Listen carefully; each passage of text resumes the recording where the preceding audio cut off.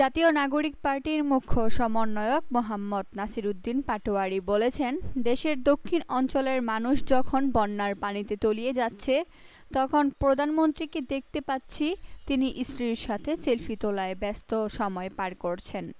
আমরা এর ধিক্কার জানাই। দেশের মানুষ এখন বন্যার পানিতে ভেসে সব হারিয়ে দিশেহারা পড়ছে।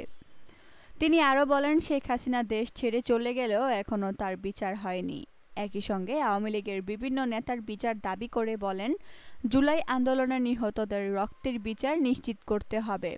দেশে সংস্কার ও সাবেক প্রধানমন্ত্রী শেখ হাসিনার বিচার বাস্তবায়ন না হলে বিএনপি সরকারের বিরুদ্ধে আন্দোলন গড়ে তোলা হবে।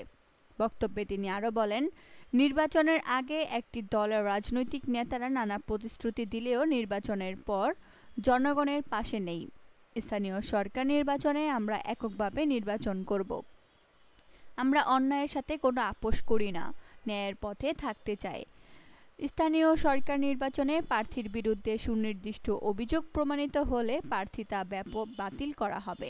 নাসিরউদ্দিন পাটোয়ারী বলেন, ২৪শে গণঅভ্যুত্থানের আপনারা রাজপথে নেমেছিলেন গণতন্ত্র ও সার্বভৌমত্ব রক্ষার জন্য। তার বিনিময়ে আমরা কি পেয়েছি?